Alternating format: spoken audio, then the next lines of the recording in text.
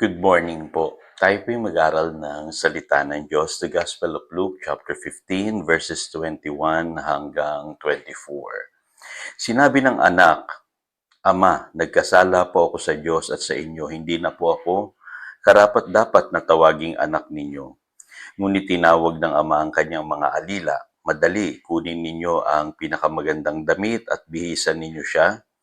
Suotan ninyo siya ng singsing at bigyan ninyo siya ng sandalyas. Katayin ninyo ang pinatabang guya at tayo'y magdiwang, sapagkat ang anak kong ito ay namatay na, ngunit siya'y nabuhay, nawala, ngunit muling natagpuan, at sila ngayoy nagdiwang. Your true value in Christ. So ano ba ang halaga ng isang tao? Pag-usapan po natin yan. Ano po sa paningin ng Diyos at nung tayo po ay napabilang na kay Kristo Jesus. Alamin din natin kung ano yung kalagayan natin nung tayo po ay nandoon pa sa dati nating buhay. Ano po?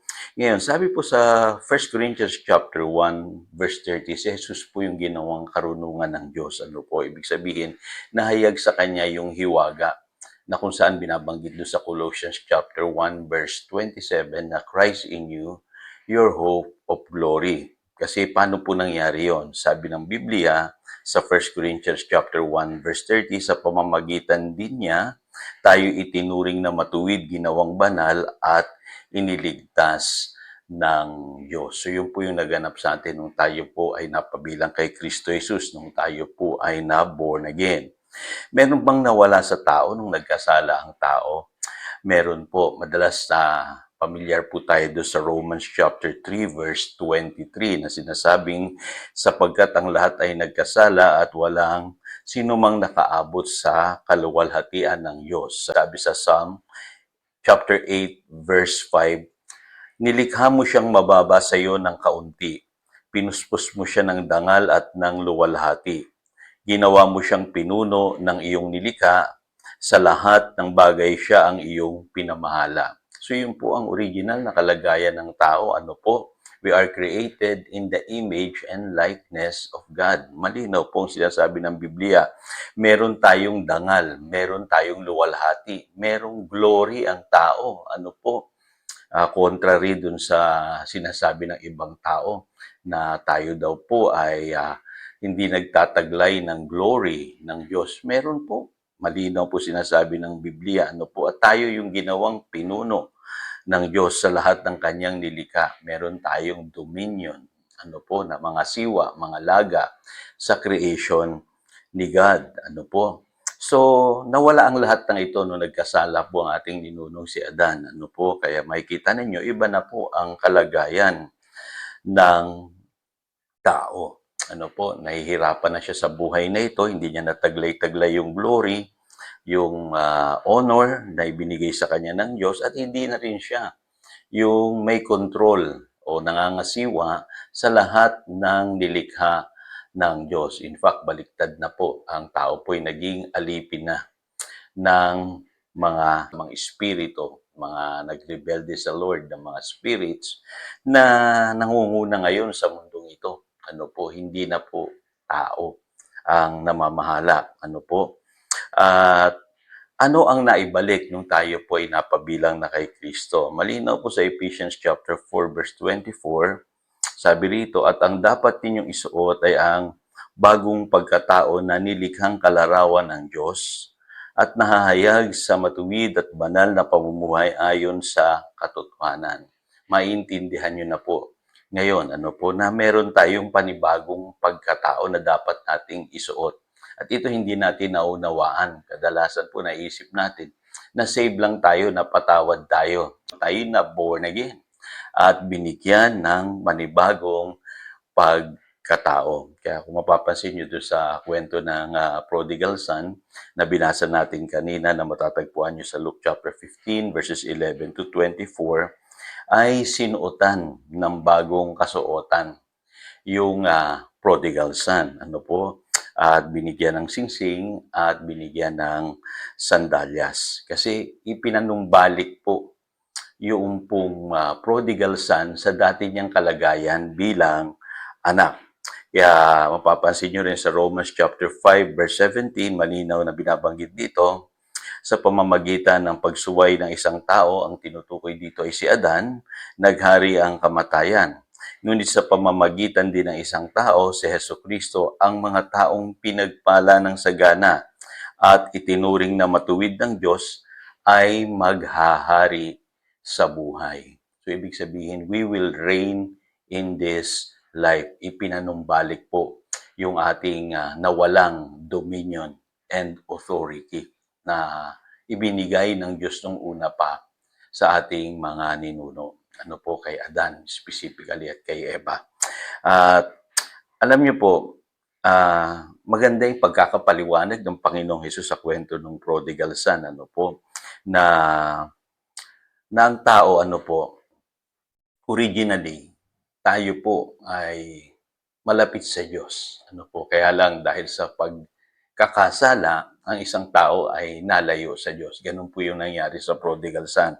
Kaya sabi dito sa kwentong ito, yung unti-unting pagbagsak ng tao, ano po, dinescribe ng kwentong ito. Nanggaling sa pagiging anak, naging alipin. Kasi humalis yung prodigal son sa tahanan ng kanyang ama. At nung naubos na yung kanyang minanang kayamanan, ay namasukan siya bilang isang alipin. Nagtrabaho siya sa nag-aalaga ng baboy. Ano po? So ang layo ng pinanggalingan niya, no? From son to a slave. Kaya maintindihan niyo bakit sa Biblia tayo tinatawag na slave to sin. Ano po? Slave to Satan. Malinaw po yan kasi ang original na kalagayan ng tao, anak ng Diyos. Pero nung nagkasala, ang tao, yun, naging alipin siya ng kasalanan at ni Satanas. Ano po? Kaya ganun po yung nangyari sa prodigal son na masukan siya sa isang tagapag-alaga ng baboy. Ano po? At nung sa verse 19, nung siya ay natauhan na, ano po, naisip niya na napakahirap ng labis ng kanyang kalagayan, ang sabi niya doon sa kanyang ama, tawagin na lamang ninyo akong isa sa inyong mga alila. So doon po nagsimula yung tinatawag na slave mentality. Pero originally, ang tao po ay itinuturing na anak ng Diyos. So, dahil sa pagkakasala, naalipin tayo. Ano po, pangalawa, na hindi nyo napupuna, pero ang nangyari dito sa lalaking ito, nagutom siya na halos kainin niya na yung pagkain na para sa baboy. So, tingnan ninyo, no? Originally, ang tao na meron pong dangal, na meron pong honor na binabanggit ng Biblia doon sa Psalms, chapter 8, verse 5, ano po, kasama tayo sa God class, ano po, created in the image and likeness of God. Kasi taglay-taglay natin yung image ng Diyos eh. Pero dito, muntik nang ma-reduce sa animal class yung prodigal son. Halos mag-asal hayop na siya. Kaya minsan natatawa po ako. At the same time, nalulungkot ako. Pagka binabanggit na ang tao, minsan nag-aasal hayop na dahil sa kasalanan. Ano po, nakakalungkot. Ano po. At may mga ugali po tayo minsan na ginagawa natin na parang asal hayop na rin. Ano po, hindi po ganun ang tao.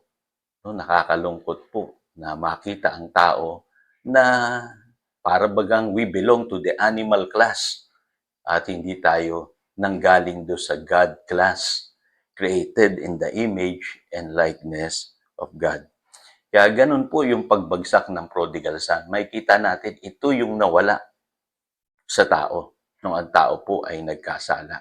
Kaya pag nakakita po kayo ngayon ng mga tao na namumuhay sa kasalanan, lalo na yung hayag na hayag, yung kanilang mga pagkakamali sa buhay, yung mga namumuhay ng masama, ano po, gumagawa ng masama, ng mga krimen, para bagang hindi na sila tao. Ano po, sabihin natin, parang hindi na tao. Nawala po kasi yung image ng Diyos sa kanila. Ano po? Dahil sa kasalanan. Kaya tignan po natin kung paano tinitignan ng Diyos ang tao. Naalala niyo na po, nung nanumbalik itong prodigal son, ano po, malayo pa lamang natanaw siya ng kanyang ama dun sa verse 20 at sa matinding awa, yun ang nararamdaman ng Diyos sa atin. Yung sobrang awa. Nakita niya kahabag-habag yung kalagayan ng kanyang anak. Napakarumi. Ano po? Napakadungis. Ano po? Ang sabi rito sa matinding awa, tumakbo siya at sinalubong hinagkan yung kanyang anak. At ang sabi niya, madali, kunin ninyo ang pinakamagandang damit at bihisan ninyo siya, suotan siya ng singsing at bigyan ninyo siya ng sandalyas. Gustong-gusto ng Ama na makita tayo sa kalagayan ng isang anak. Kaya alam niyo po, ganito dapat natin tinitignan yung ating sarili. Ngayon, napabilang na tayo kay Kristo Jesus. Magpasalamat po tayo. Napakaganda po ng bagong buhay na tinanggap natin mula sa Diyos. Ganyan tayo kamahal ng Ama. So tayo po'y manalangin. Dakilang Diyos, salamat sa mga katotohanan ito. At dalahin ko po, Panginoon, patuloy naming matutunan ang kahalagahan namin sa iyong paningin sa pamamagitan ng ginawa ni Kristo. Sa ganoon, maranasan namin ang lahat ng inilaan mo sa amin bilang mga anak ng Diyos. Salamat, Panginoon, sa dakilang kaligtasan, sa born-again experience na nag-transform sa aming buhay. Purihin ka, Panginoon. Yan ang aming panalangin. In Jesus' name we pray. Amen and amen. Again, ito si Pastor Jojo, nagpapaalala upang daluyan tayo ng pagpapala, manatili tayo sa kanyang salita. Good morning.